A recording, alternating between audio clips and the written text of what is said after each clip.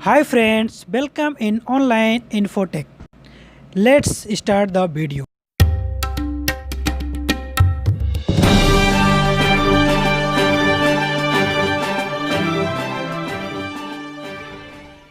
पैसे की लालच में परदेस आया। जब परदेस आया तब बहुत याद अपना देश आया।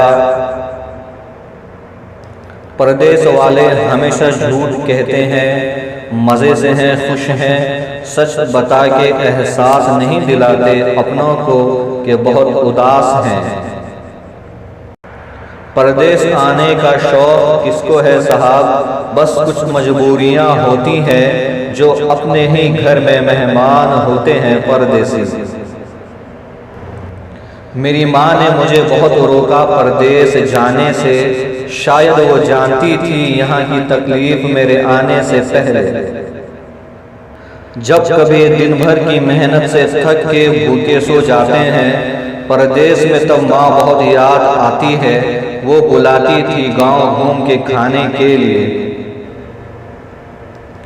ना कर मोहब्बत परदेसी से, उसका ठिकाना दूर होता है। वो बेवफा नहीं होते, उन्हें जाना ज़रूर होता है। लोग कहते हैं मैं खुश नसीब हूँ, यार अपने ही घर से निकल जाना कहाँ की खुश नसीबी है। परदेस की ज़िंदगी भी क्या अजीब ज़िंदगी है। ईद पर अपने घर जाने के लिए इजाज़त गैरों से लेनी पड़ती है।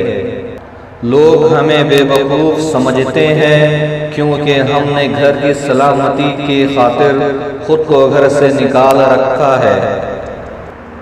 अपनी मोहब्बत और ज़िंदगी तो कभी माँ की याद में रोते हैं परदेसी। बच्चों का मैसेज घर से आया कि पापा बैंक से पैसे तो आ जाते हैं, लेकिन आप क्यों नहीं आते परदेस से। परदेस में रहने वाला हर शख्स उस वक्त मर जाता है जब माँ फ़ोन करके कहती है, बेटा पैसे की ज़रूरत नहीं है, बस तू आ जा, अब हमारी मौत का वक्त कब आए क्या पता। परदेस आना आसान नहीं है दोस्त, हम जिन्हें हंसता हुआ छोड़ आते हैं, कुछ वो चेहरे आने के बाद नज़र नहीं आते हमें।